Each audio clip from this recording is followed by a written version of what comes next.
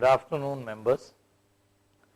This program has arisen because of my previous experience in teaching advanced GMCS to students who are in the final stage and those who have already cleared their CA.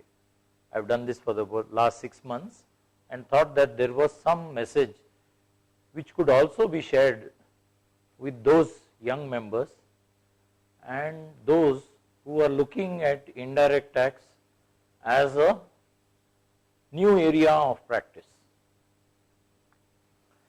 Prepared a set of PowerPoints and I will try and follow this so that I am able to comprehensively cover how one can become a successful indirect tax practitioner. First, I would like to look at the scope of taxation practice itself. If I were to see in the direct tax, about 7 lakh crores, I think 7 is missing there, 7 lakh crores is the total collection of indirect taxes, of direct taxes, sorry, and we have 12 lakh crores of indirect tax. In this 12 lakh crores of indirect tax, we have the local VAT and CST, which accounts for around 7 lakhs. The balance 5 lakhs, 5 point couple of lakhs comes from excise, customs and service tax, with service tax likely to collect the highest in this coming year. One aspect which is very important in indirect tax is that there is something called a set-off. A set-off is what one pays for tax for goods and services which they use for providing further goods, selling goods or providing a service. In all these 3 cases, set-off is available in most cases. If I were to look at VAT, the set-off available would be around 90%, and therefore the 5 lakh crores which is what is paid to the central exchequer also includes around 40 lakh crores of credit which the dealer claims when he pays his final tax. If we were to look at what are all the problems which come in central excise, service tax or VAT, more than 50% of the problems relate to credits. And therefore, a person who is practicing in indirect tax, the credit canvas or the credit opportunity of practice is in multiples of the tax collections which are made. Here we have looked at 30 lakh crores as credit. This could be a very conservative estimate. Assuming that this is correct also, we are looking at 42 lakh crores as the total amount of money which is subject to some advice or the other. Even if 90% of it were automatically done, we are still looking at 42,000 crores of possible value addition, possible dispute, and therefore this can become a very, very big opportunity.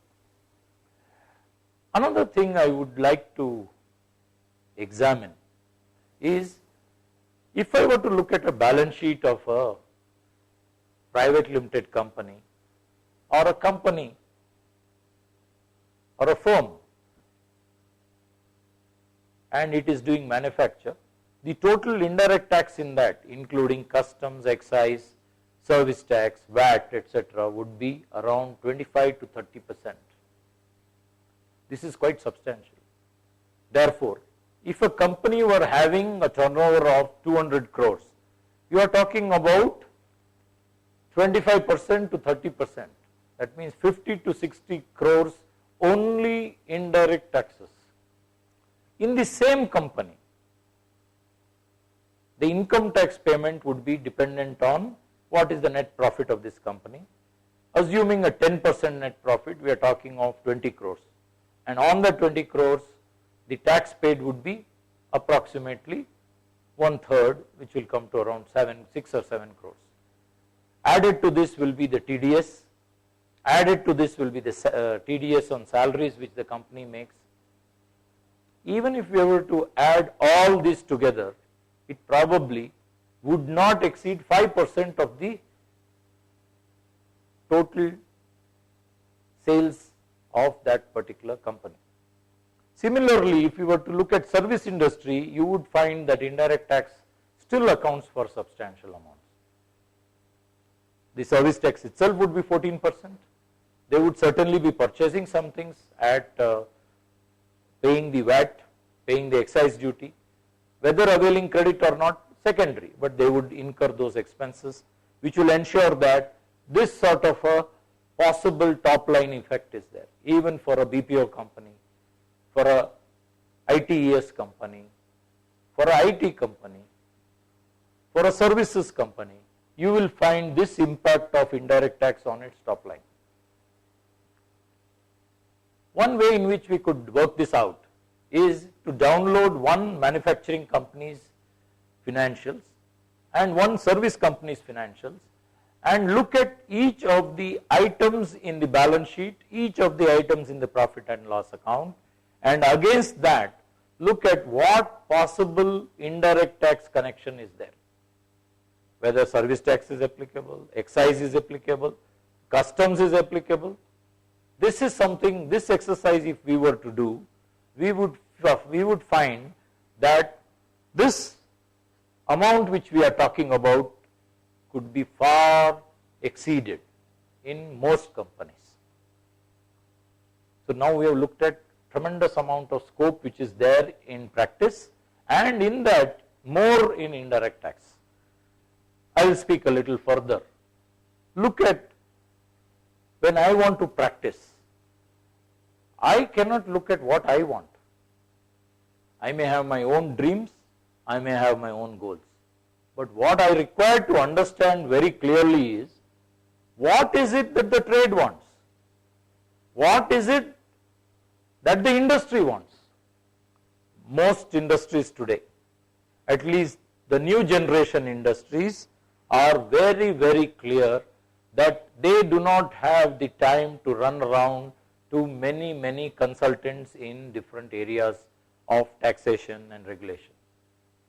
They would prefer a one-stop shop, a multidisciplinary firm,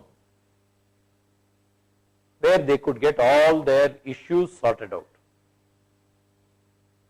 This is a very tall claim, and this requires an amalgam of probably a large number of practices which have competencies in different fields.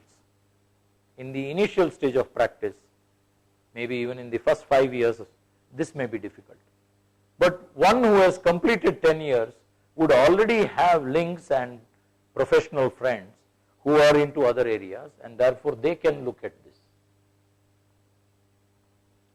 The industry also wants specialized services. They want answers which are definite and clear. They want to know what is it that they should do. They do not want to know this also is possible and that also is possible, and therefore you decide. They wish to know which is better. They also wish to ensure that they are not unnecessarily exposed to disputes.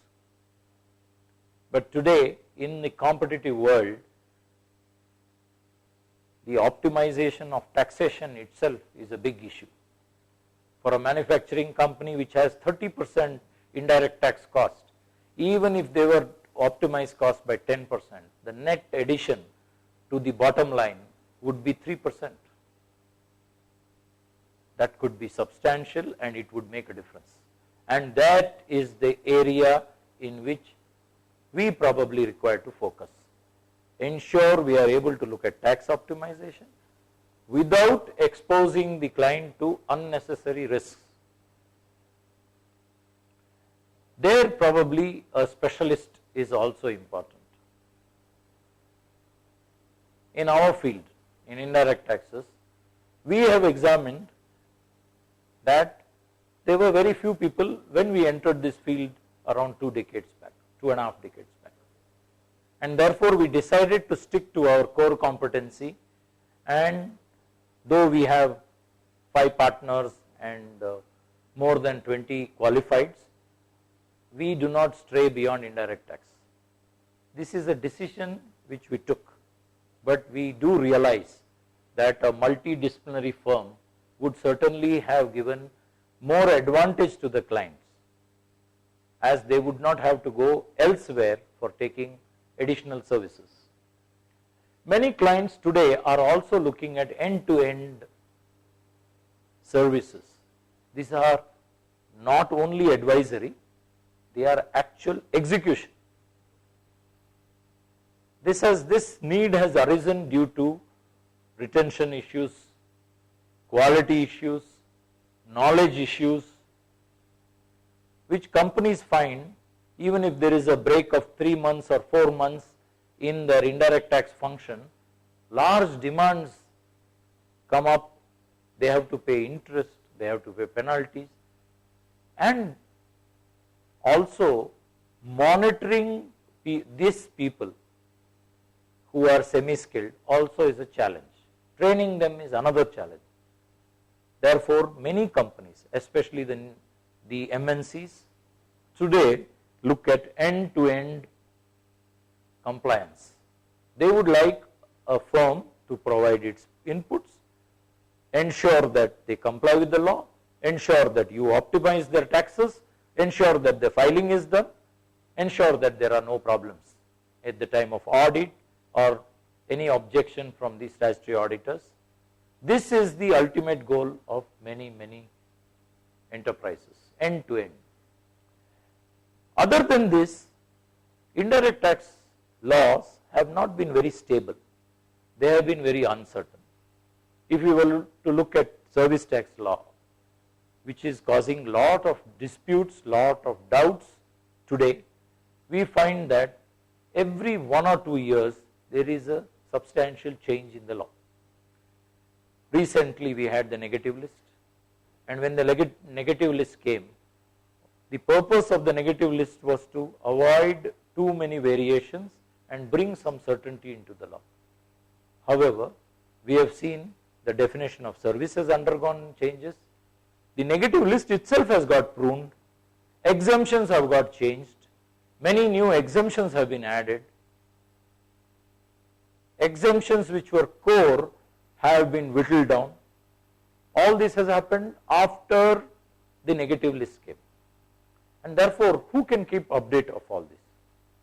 Only a person who is practicing in that area, reading up every day, keeping on top of the law. Only such persons can advise in this area.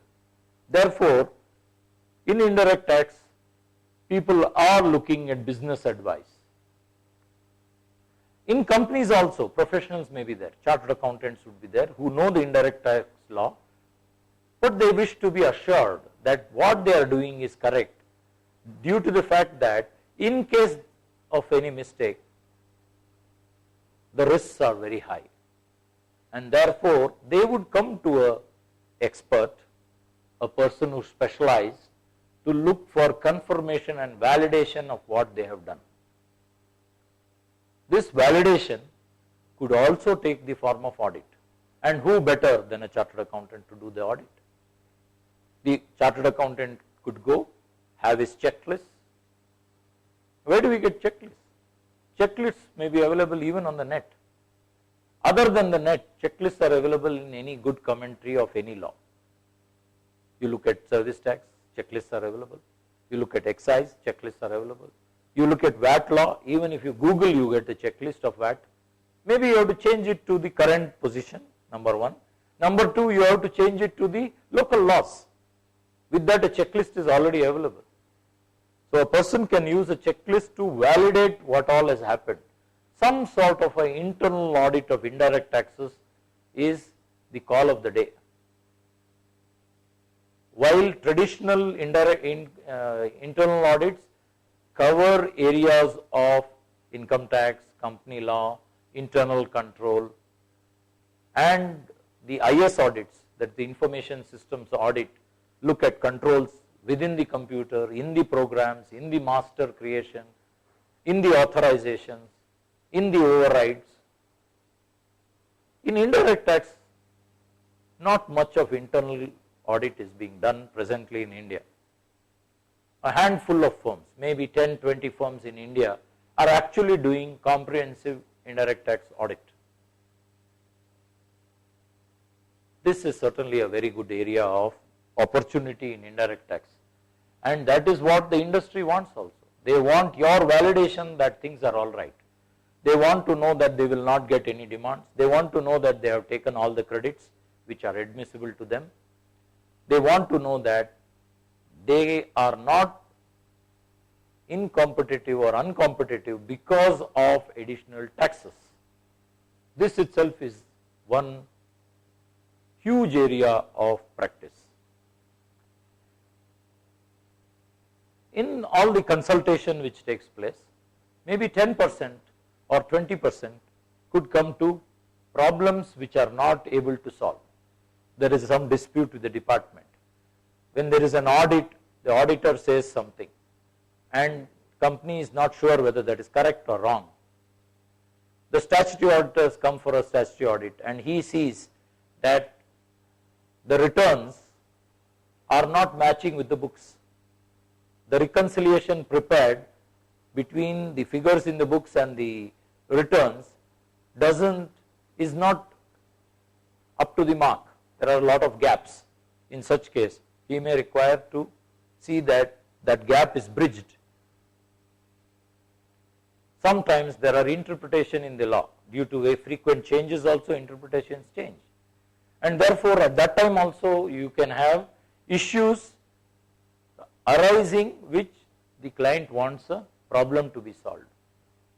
For an expert, the problem may be a split second, 10-minute answer for 90% of the problems, and about 10% of the problems you may have to study further, understand, look at the case law development, look at what the circular says, find out what is happening in similar industries, look at the case laws development in that issue, and then give a considered opinion as to how one can go forward.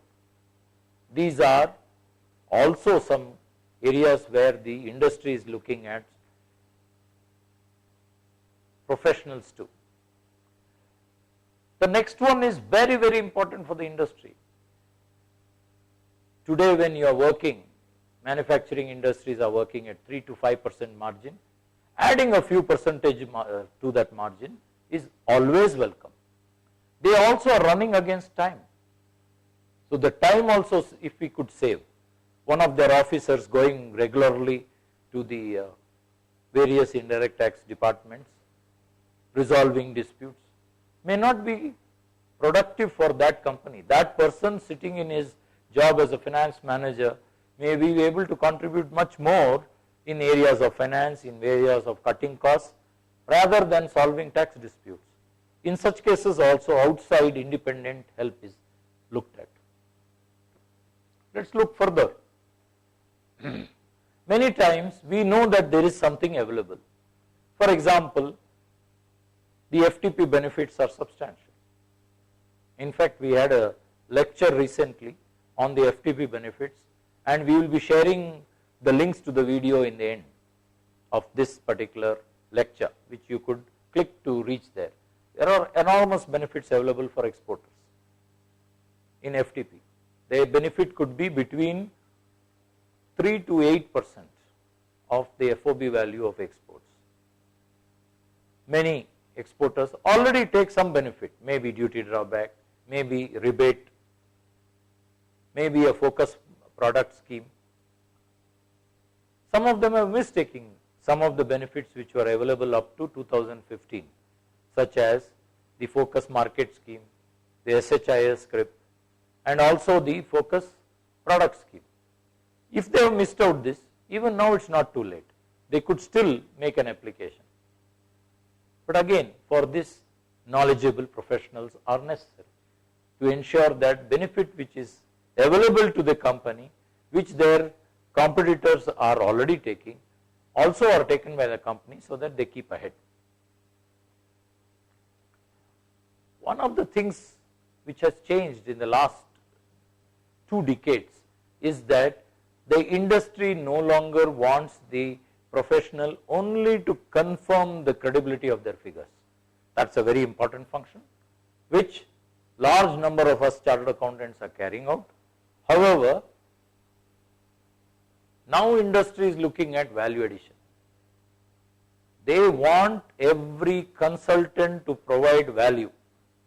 They are not happy with only saying that, okay, your books are in order. That is not their expectation. Their expectations have risen much higher. This can come by way of resource cost. Resource means what? Resource means the credit in the account. I carry a balance of credit of 20 crores in my books as an exporter. What is the use of it being in the books unless I am able to encash it? Maybe if I take a rebate route for my exports, then I might be able to encash this. Maybe I could start procuring goods without paying any duty since I have no output tax, so as to avoid the accumulation of this 20 crores into something larger. These are probably aspects which are very important as far as exporters are concerned. Resources also could be the number of people. In a company which is a large company, maybe the number of people in the indirect tax department who are required to function in today's day may not be more than 4 or 5. But these 4 or 5 to retain, train, keep them updated may be a challenge, and therefore that resource also is a cost which possibly can be outsourced if competent professionals were there. I have already talked about optimization of credit to a great degree. In this, we should remember that the biggest amount of credit comes from VAT, and the next biggest amount of credit comes from central excise. Substantial amount of credit comes from service tax, but there are a lot of issues in it also. There should be clarity in our understanding on what is available, and not only what is available till what time, what is available from which time, because the law on credit also has been evolving and changing. Unfortunately, the government of India has also looked at restricting credits as a means of augmenting revenue, which is not a good practice, but they are constrained because they cannot increase the tax rates, and therefore if they have to mobilize more resources, they have to either collect tax in advance like they did with the introduction of point of taxation, where they could collect 1 quarter in advance, or they restrict the credits like they are restricting credits for motor vehicles even though they are used for business. They are restricting credit on the construction, though it is used in their factory. The factory building itself, the credits are not allowed. So these type of restrictions also cause confusion and lead to a lot of mistakes because of changing laws. The last one, of course, I have talked about. Whatever refunds are there and incentives are there, cashing it is a very important aspect, and industry is very keen that the professional adds value here. As time is going, more and more transparency is coming into the system. There is a lot of information in the system. The tax officers at many times compare what has been filed in VAT, what has been filed in service tax, and what has been filed in income tax, and what has been filed in company law. In fact, sometimes they even go to the bank, what has been filed with the bank. Basic to all this is, what is it that is there in all the critical and big agreements and contracts which the company has entered into. So these are areas which the tax officer has been looking at in the last decade. They are becoming smarter, and likely error areas which they have come to know is increasing substantially more. One more thing our industry would look at is, can me as a professional provide consistent service? Though I wouldn't like to discourage any proprietor, I myself have been a proprietor for 14 years and I had a cushy life. I grew at my pace. I had a small office. I did not have to bother too much about meeting deadlines, missing some deadlines because everything was in my control. However, today the industry will look at those who can provide them consistently. If they come with us, they would like to remain with us for the next decade, 2 decades, till anything goes wrong. So this is a win-win situation for both of us. When I understood the client very well, my time involved in advising the client has reduced. The number of explanations I have to give, the number of calls which interfere with my other work would have reduced. So I am able to effectively service my old clients much better than the new clients. When I say much better than the new clients, within the time which I spend for the old client. For new clients, you will have to spend more time, more focus, and there your value of time is something which comes into focus, and you should try to maximize it because we all have limited time during the day. If we have the clients also want fast solutions. It could happen that they have not found the right consultant, they have not found you, they have been looking around, they have been told to meet X or Y, they might have met a non-professional who has not given them proper advice, they were not satisfied. Due to the advice, they might have lost some money, and now they have come to you. But when they have come to you, they may seek a speedy solution. Here, probably we professionals have to be little careful. We should ensure that we are not in a hurry and do not end up giving advice without having done enough homework, enough reading, enough confirmation. So this is something, though they want speedy solution, you should take your time and see that you give proper solutions. There could be many, many more, as you all know. Let me look at one more aspect of how one can grow a practice. So I am going to take 4 stages, and these stages I have borrowed from the IFAC, Future of an Accountant. You also could log on to ifac.org, and there is a wealth of information available. One specific chapter which I wish you to read on in the IFAC site is on versatility. The traditional qualities of a chartered accountant of being competent, being knowledgeable, being confidential, having high independence, high integrity, all this needs to be coupled with versatility also. The ability to change with the needs of the client, and today our clients' needs are also changing. They need services across India. Some of them need services across the globe. Are we ready? If I were to look at indirect taxes, I would say the Indian canvas itself is big enough, and the professional services are available only to 10 to 15% of the entire IDT paying population. 85% of the SSEs in indirect tax do not have competent professionals to advise them, to confirm their working, to audit their internal audit their books as regards the indirect tax. They do not have. Only 15% are covered today. This also may be on the higher side as far as I see. So what can I do if I wish to get into indirect tax today? I have been in indirect tax for some time, and therefore I wish to share some thoughts which I have.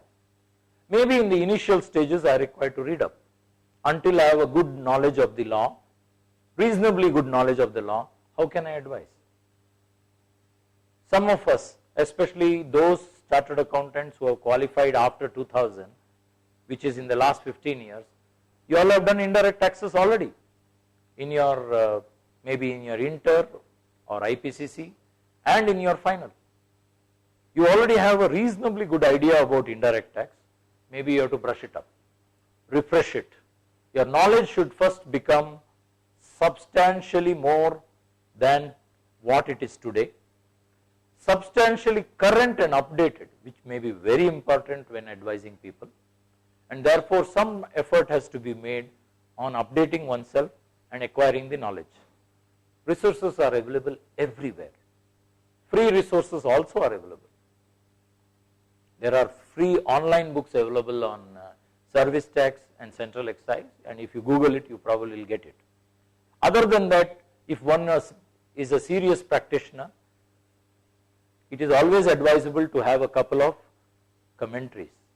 Commentaries give you thought processes other than your own, some additional thought processes, different angles in which the author looks at it. I will look at towards the end of this, I will also look at how one can become an expert. How can one enhance his knowledge? I have got a couple of suggestions on that. At present, in the initial stage, one could be a reporter of value. What is this? This is something we all understand. All of us have done audit. We have confirmed that the figures stated are true and fair. We have done tax audit, where we have said this is correct. We have done VAT audit. We have said that this is correct. This is what is proper. Proper books of accounts have been kept. Things are reconciled. These are assertions which we have made, and these assertions have a value because of the chartered accountant giving this assertion. And if I were to look at this, what the shareholders look at is to see that the communication is transparent and accurate. And towards that, what we advise, what we certify, accurate tax payment, whether it's income tax, whether it is VAT. In service tax also, some sort of audits have started being given to professionals. I think in Delhi area, it is still open. It also, not only in indirect tax, reporting certificates, look at the returns. There is no statutory requirement for confirming the return.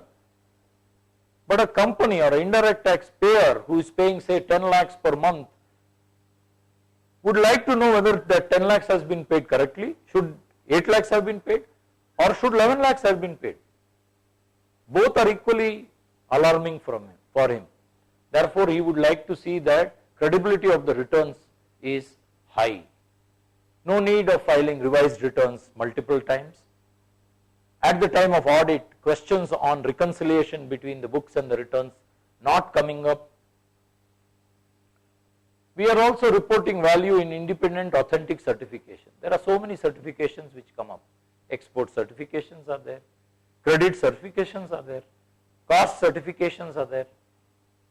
All these certifications also are in our area. And I would say in this reporter of value, you have service tax internal audit, it could be central excise in internal audit, it could be indirect tax internal audit, it could be credits. Only the credits are confirmed because these are areas causing lot of problems. It could be refunds, whether refunds have been claimed properly, adequately, are they being followed up, are we getting the refunds? These things could be very important. What is the liability? Is it being discharged properly? This could be stage 1 for a practitioner who has just started indirect tax practice. I'll also look at what should be the initial areas of practice. Here I have gone as per IFAC. After this I will go as per what you and me understand as practice also. The next level, once you have been doing this, automatically you will get the next level of work. The next level of work is, there is something already done by the company, and company wants you to confirm that things are all right. The credit balances in the books are authentic. There are no additional hidden liabilities in the form of additional taxes to be paid. Exposures, for example, C form not being collected, large amounts, last 5 years C forms I have not collected, that means I have to pay the differential tax, which may be 7-8% of the amount of sales involved, which could be quite substantial. Adding to interest and penalty, it could be even 15-20%. This is a hit which no company can take, not even very profitably run companies. So here, as a preserver of value, what has been created, we see that it is sustained, that value is not eroded, the value is not lost, and that could be strategic, what all strategic activities the company has done, operational, very important, indirect tax authorization, is it in place? Is there a check being done? Is there a checker maker principle in place? Financial risks, I don't have money, so I delay payment of taxes. If I am delaying payment of service tax, I may end up paying 30% as interest after the first year of delay. Is this something which has been built into the risk? Maybe these are questions in compliance which every company needs to know. Some tips in this area where we as a chartered accountant can practice along with industry, provide some service to the industry is while doing our internal audit, we include indirect tax. In many concerns which I have seen that either indirect tax has never been asked for or the internal auditor has scoped out the indirect tax because their knowledge and expertise in that area is little doubtful to them itself, and therefore they have chosen to scope it out. But when they have scoped it out, they have also scoped out a large amount of value addition which is possible, because there is huge value addition possible in indirect tax. As we go along, you will get a few tips also. In operational audits, there is an operational audit which is taking place, where I am looking at efficiency of various processes. Why not an operational audit of indirect taxes, which constitutes 25% or 30% of the value of the turnover itself? Then why not an operational audit in that area? Or while doing an operational audit, why not add those aspects of indirect tax which will optimize the cost? Say material value would come down if taxes are optimized, purchases are optimized, maybe 1 or 2% can come down. Today I purchase from dealer who doesn't issue excise invoices. Therefore I don't get the excise duty credit, whereas all items have suffered excise duty and I am eligible for credit. So why do I do this? Many companies, many of you chartered accountants are working in companies, you could do a simple exercise. Look at the total purchases, look at the purchases with excise and the purchases without excise. If you look at the products which are being purchased without excise, all of them are liable to excise duty. They would have suffered excise duty. But that value is lost in the system. It is not benefited to the dealer, not benefited to the purchaser. So this could be an area of great value add. Management audits. We do a large number of management audits, and when we do a management audit also, it will be very important because of the reasons which I mentioned a little earlier, that indirect tax should be part of management audit. Sometimes the changing laws cause a lot of problems. Changing laws also create a lot of opportunity. For example, in the earlier days, whenever customs was dropping due to the WTO compliance, every year we knew that customs duty would drop.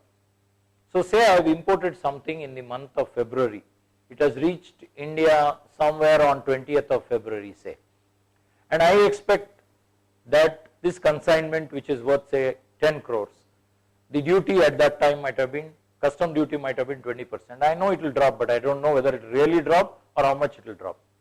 So what I could do in such cases is that I could put it in the warehouse and not file my bill of entry at all.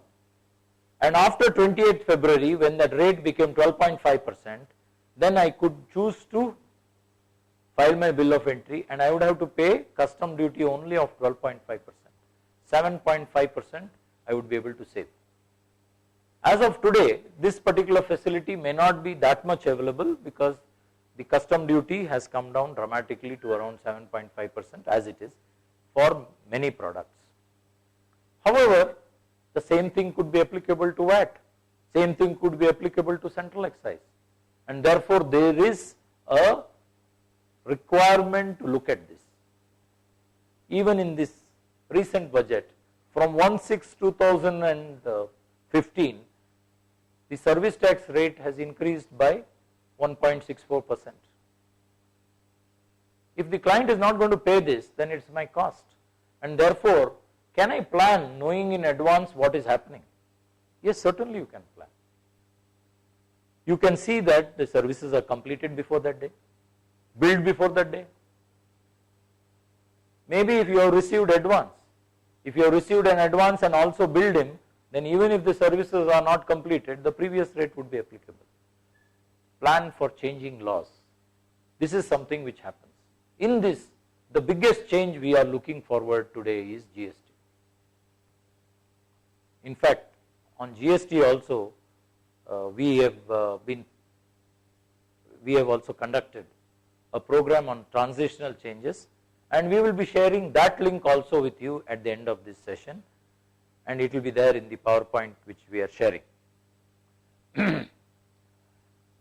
Next point which is very important is disclosure of facts.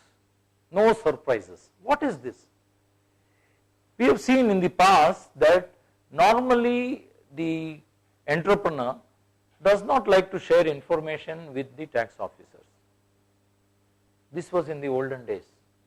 Today, entrepreneurs are looking beyond tax. They are looking at growing. Tax is a cost which they bear and they go ahead. And these are the type of people who grow fast. Once tax issues are not there, regulatory issues are not there, they can concentrate on their business and add value to themselves and their clients. When I look at this scenario, when GST comes, what's going to happen? The first and most important aspect of GST is that many taxes are going to get subsumed. They are going to disappear into one tax. Whether it will be very simple, I don't think so. Whether there will be many problems, I think there will be multiple problems in the initial stages. If you were to hear any of the speakers who have spoken on the GST transition, which we are going to share later, you would realize how many different aspects you and me as professionals can support the client in getting ready for GST. GST is certainly, as it is a game changer as far as the tax laws are concerned, for the professional it is an excellent opportunity to push your practice into the next level. Even people who are doing direct tax can think about GST also putting up a small practice. Maybe one partner can start on indirect tax and then move on to GST as it comes along. When I look at this disclosure of facts, we have followed a policy, and this has been based on many professionals who are in touch with us and also our own experience of 2.5 decades. We have seen that it is always better to inform the department well in advance. The law of indirect tax in central indirect tax, whether it is in customs, excise, service tax, or any of the central taxes, the law is developed to such an extent and past period demands are only there beyond 1 year for excise, beyond 1.5 years for service tax, only there in case of fraud, where conniving with the tax officers or misrepresenting, having an intent to defraud and then doing something, suppressing information to defraud the revenue. Unless these conditions are there, in normal course, a demand cannot go over 1 year for central excise and 1.5 years for service tax from the date of the show cause notice. And therefore, there is an inbuilt incentive to disclose more.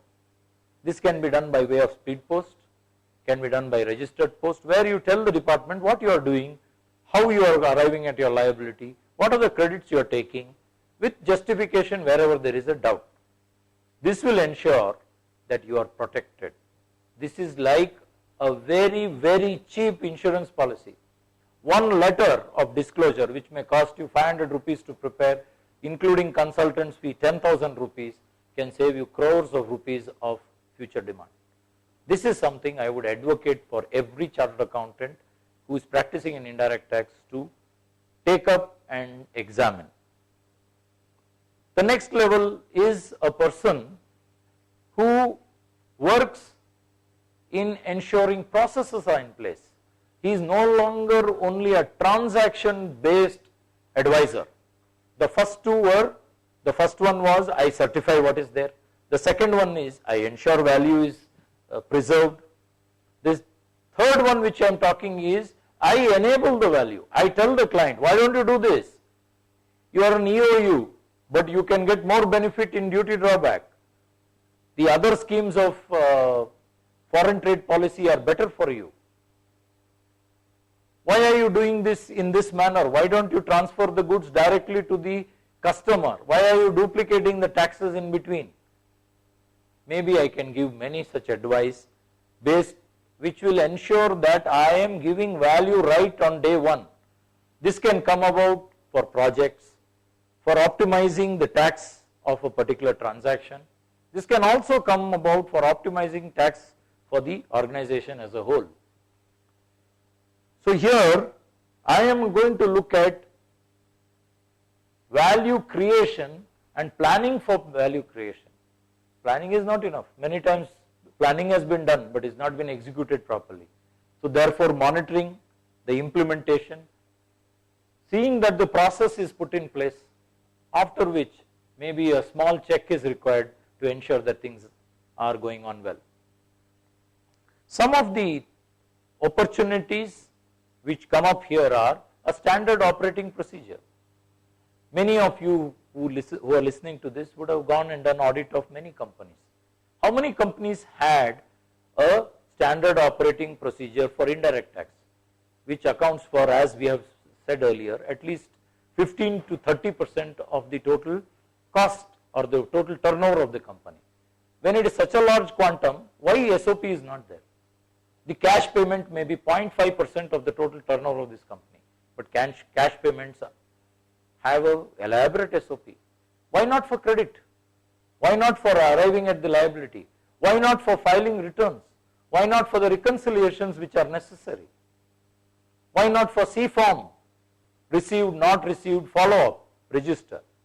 A simple thing like this could probably add huge value to the company and automatically value to the person who provides such advice.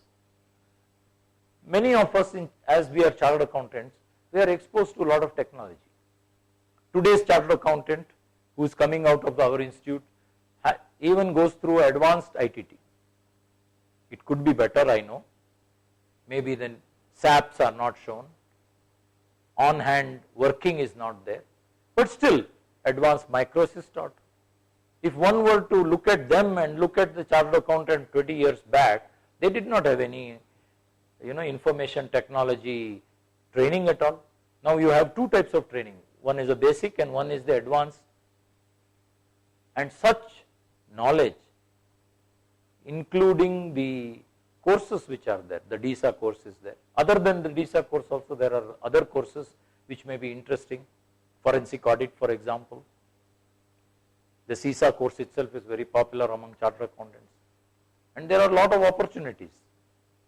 I understood from Sri Chetan Dalal, with whom I was sharing a session in Hyderabad one day, that there are more than 3,000 or 4,000 jobs available today for a forensic auditor. May not be only in India, maybe outside India. But then I require to equip myself to do that. That's another area of practice actually. But today I am talking on indirect tax. Training of employees.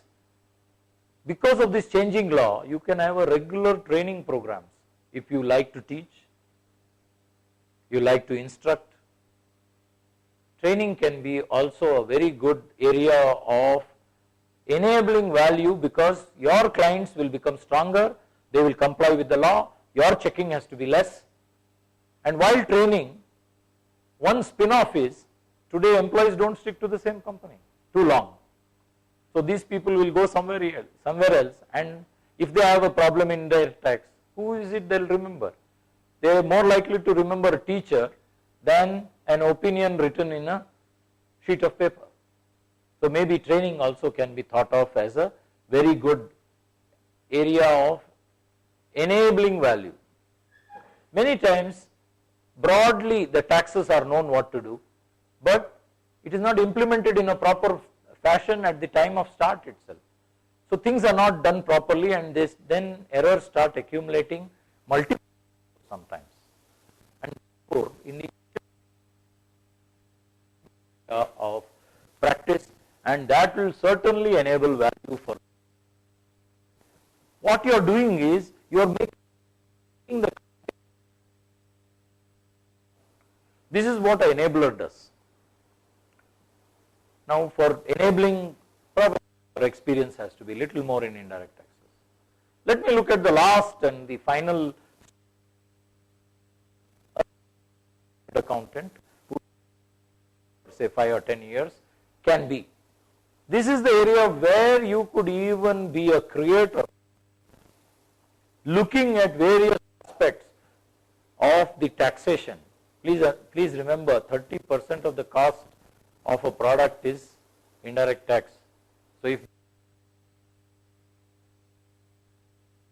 taxes, there is also possibility of telling the client your operations. Why are you working when your own capacity is sufficient? Or why do you want to the job work capacity which is quite competent and correct? They are in technology. Why compete with the job worker? Give it, let him job work and give it to you, and save you some money. What area? Because you are doing a project in a expertise for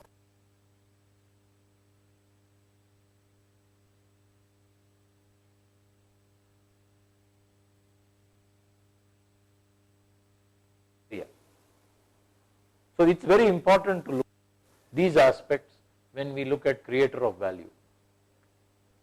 Here I would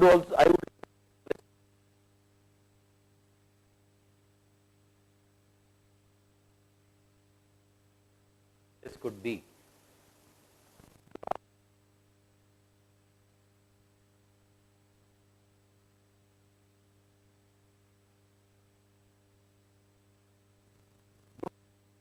from people are not, I am getting the credit. Do not work with unorganized sector, because they may not capture credits properly and they may not pass on the benefit. Well companies are today in the third level of credit optimization. The first level of credit and sees how to optimize it. The second level is it looks at all category vendors,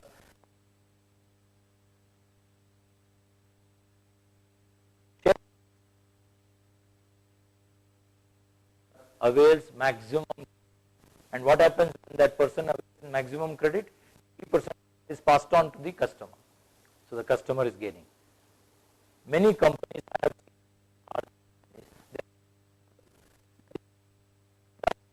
training, because they have found the base vendors also. This is, I can give you, there could be, which is, now this company, the entire 14% they are paying, customer also reimbursed. In most cases, in some cases they are not taking credit. Some are applying for refund, but most customers are able to take credit. Now let us look at a company which is a company doing 1,000 crores. What would be the first? They would not have all the trucks themselves. First of all, when they have trucks themselves, can they ensure that it's in their name? So that all the trucks, they may require 2,000, for example, throughout the year. They have then work with the vendors to see that the in his own name. the vendor of being provided logistic service, transportation service is all credit. Let 50% to this logistic company. If I were to look at 1,000 crore company of logistics, maybe 100 crores would be the transportation cost at least. And in this transportation cost of 100 crores, how much of trucks is required? Maybe 400 crores worth of trucks are required to provide 100 crores of service per year. If it is 400 crores, you are talking of, as of today, 12.5%, you are talking 50 crores of credit, which in today's market, hardly any company is taking. This type of value is what you can create at this point.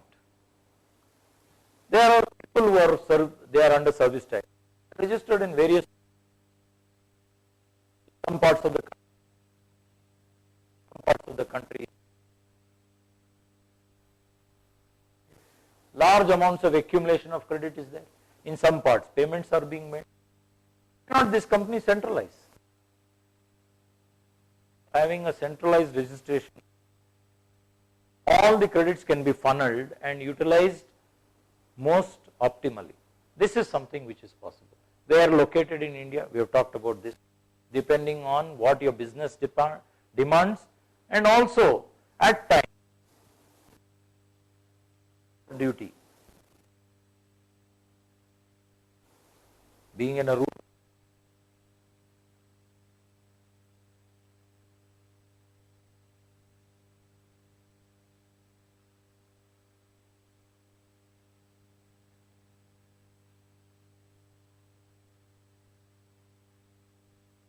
at the same time.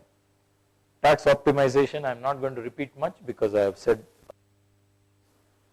Let me look at the general areas of practice. The general areas of practice, registration. In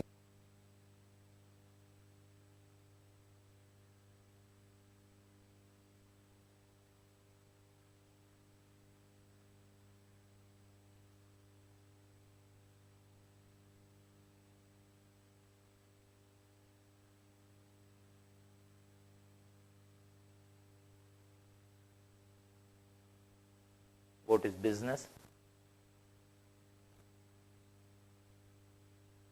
It's also pre-sale.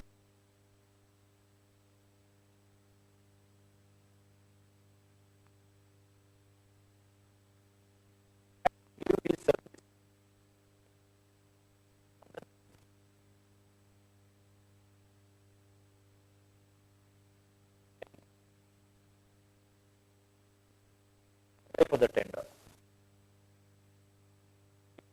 took up the work,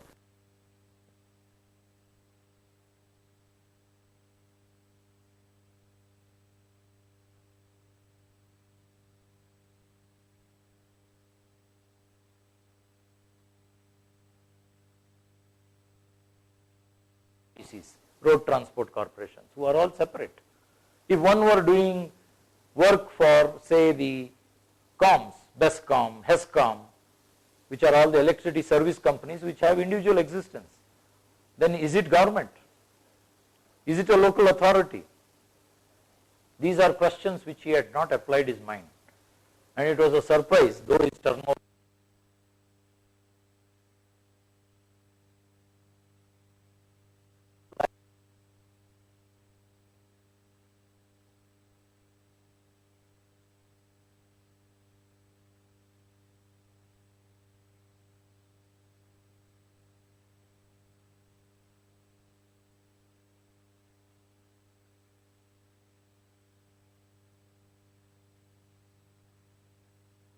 as taxes is impossible.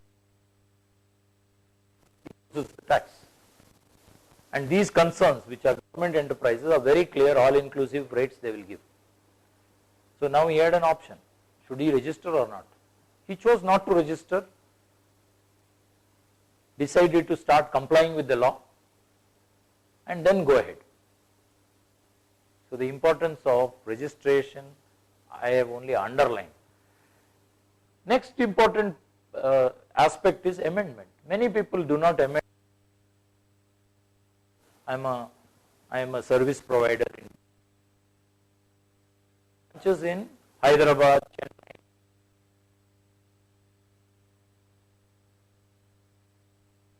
Money